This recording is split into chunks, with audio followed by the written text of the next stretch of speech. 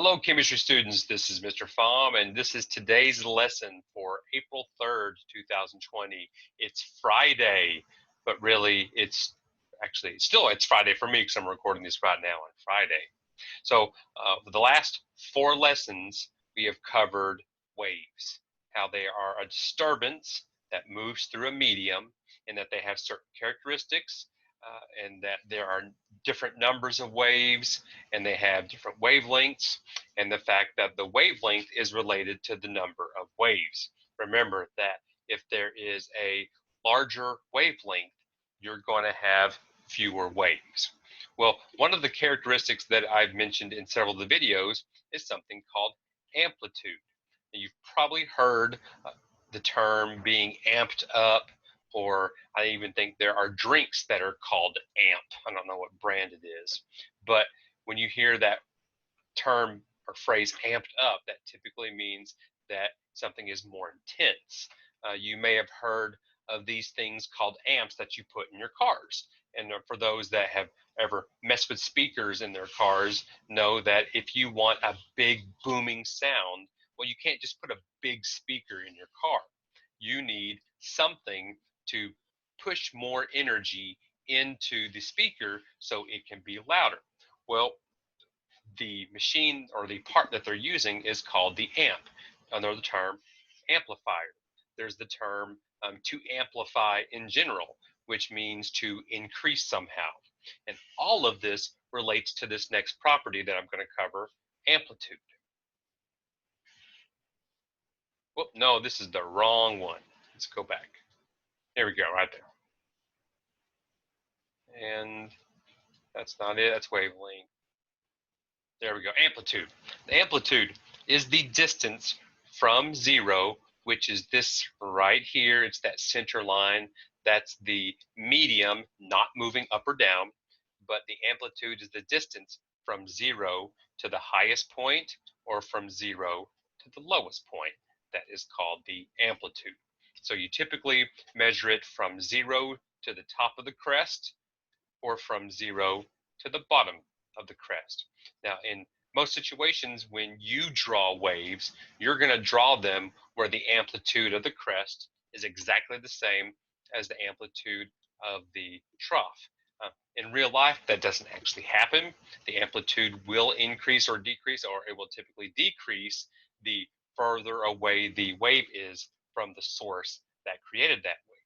But we're going to, in our drawings, we're going to make sure that the amplitude is the same for the crest and the trough throughout the duration of the wave. And then later on, we'll talk about how that changes. But when it comes to the effect that amplitude has, I don't know what happened to that. There it goes. On our waves, well, since we're looking at sound, let's just look at what happens when you change the amplitude. Sorry, we're just looking at light. So let's see what happens when we change the amplitude of light. Amplitude affects the brightness of the light. Now, that brightness has nothing to do with the type of light it is. To make things easier for you, let's talk about just visible light for the moment. The light that you see, the light that you can see in this video, the light that's coming from the sun, the light that's being reflected off of everything around you, allowing you to see that thing. Amplitude affects how bright that is.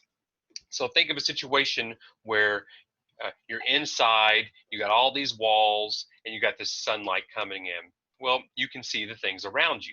But the moment you go outside, all of a sudden you have more light that's available. Well, what you have done is you have increased the intensity of the amount of light that you're seeing. Now, all of a sudden, things are brighter. That's because there is a greater amplitude out there versus what you're seeing inside. You have less light to begin with inside, but also the light that comes through into your house is going through a window, and that window is going to take away some of the energy or some of the amplitude of the light that's going through, and so now it appears to be dimmer. So when we talk about amplitude and intensity, we use terms like brightness and dimness, and definitely amplitude affects that. If you want to draw a parallel to sound, amplitude would be what then? What would it increase or decrease? Well, the answer is already on the screen that you can see. It increases the volume. So right now, I'm speaking with a certain intensity, with a certain amplitude. But if I was to raise my voice all of a sudden, then you would hear an increase in volume. That's because I have a greater amplitude to the sound waves that I'm producing. And that deals with energy, which we'll talk about later. So amplitude does not, as review, does not affect the type of light, whether it's red, green, blue, ultraviolet, or gamma rays or radio waves, which are all types of light again.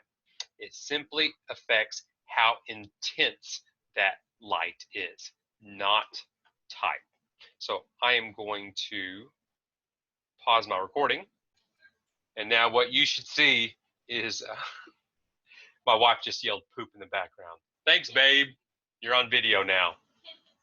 So now I'm going to kick over to this animation where you can see the wave on a string again.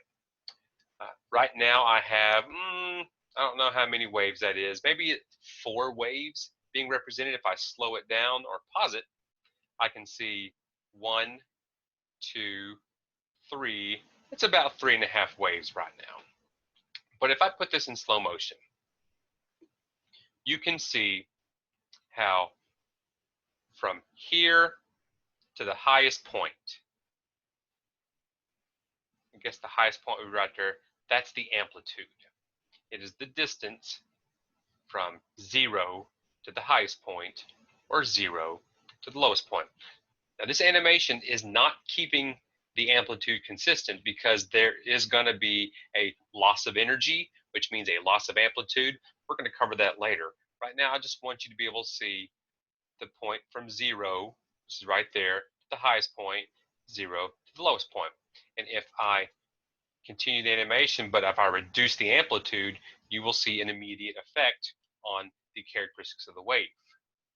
Can't do a 0. Let's do a normal speed. So now all of a sudden, I have waves that look smaller. That is a decreased amplitude. So let's kick it over to my Show Me app, and we're going to represent amplitude on our wave diagram. So first I have to, let's go forward. Let me draw my wave diagram. Remember that this is 0. We're going to draw some lines. 1, 2, 3. And then we're going to go below the line.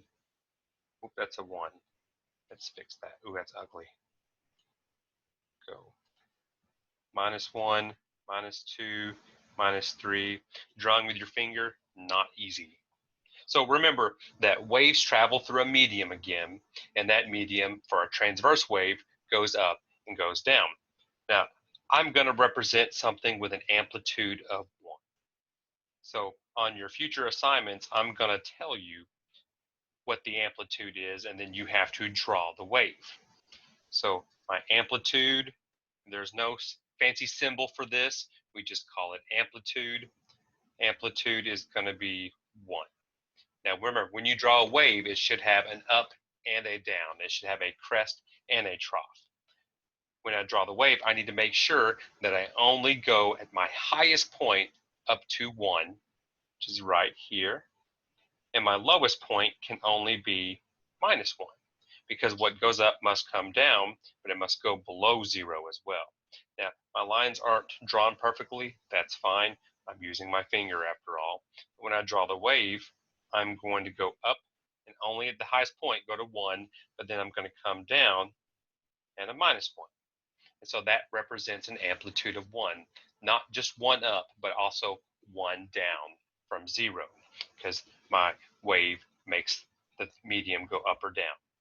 Now that's just one wave with an amplitude of 1. If I want to draw 2 waves with an amplitude of 1, then I would just repeat this process. I find it easiest to draw some kind of line or some kind of mark that allows me to go to a highest point versus lowest point. If that means you need to do something like this to give you some kind of guide, highest point versus lowest point, then so be it. See, not perfect, I know, it's ugly, but still something to help you along. So let's do this again. Now let's have an amplitude of 2. That's 2, that's 1. This is 0 again, minus 1, minus 2. So if I want to have an amplitude of 2 to make this better, because I know what you draw is gonna suck. It's gonna be bad. Let's go ahead and just draw some kind of guide. Dotted line. Ooh, look at those pretty dots. Sarah, do you like those dots? Yeah. It's kind of fun, isn't it? All right, so now I'm going to draw a wave, one wave with an amplitude of 2. There you go, one wave with an amplitude of 2. Now there's 2 waves with an amplitude of 2. It's not going to look perfect. It's fine. If you happen to get the paper, you'll even be able to print this paper off when I post it on Google Classroom, but it will give you something easier to draw on. One of the common things students will do when they're drawing it on paper is to use some kind of straight edge. So put the straight edge and it goes right there, and then you have your highest point. Then do the same thing with your straight edge for the lowest point. There you go. That gives you something to draw on, and that's amplitude. So your assignment is going to be to draw different numbers of waves with different amplitudes. I know it's not going to be perfect. That's fine. We can do things a little differently here. If you want to go to Google Drawings and then draw with your mouse, what you see here, the wave diagram. Once again, a wave diagram is simply some kind of y-axis, some kind of x-axis that represents 0, and then you put the little tick marks there. But you can use a Google Drawing. I can put a Google Drawing template on my webpage that will assist you, but that's going to be your next assignment, to draw waves with different amplitudes. You're going to be drawing different numbers of waves and then drawing waves with different amplitudes. And that is it. That's Friday. That is the last lesson for this week and the last assignment. A couple of things that you need to keep in mind. One, you are required to watch these videos. I'm assuming that if you're watching this video, you're hearing this message, so you know you're supposed to watch these videos. If you know of any of your friends that are not watching these videos, please tell them that they are supposed to be, and that there's an assignment at the end of every day. I know one of the questions I've had most recently is, what do I do with all these assignments? You can turn them in to the office whenever you want to, but my suggestion would be to hold on to all of these assignments until we get back. Don't fall into the trap of not doing these until the very end, because we might be back April 17th, or we might not be back at all, but you still are required to do these assignments because each assignment is your attendance for that day. I hope that you're learning something from these lessons. Definitely, we're going to go into why talking about waves is important. Things like telecommunications, pretty big deal, because you're probably watching this video right now through the internet, which uses some type of signal. So we're going to be talking about that later on. We're still going to focus, though, on some characteristics. The next video that I'm going to publish is going to be about frequency. So until then, I hope you have a good weekend whenever you're watching this video, and I will talk to you later. All right, see you later.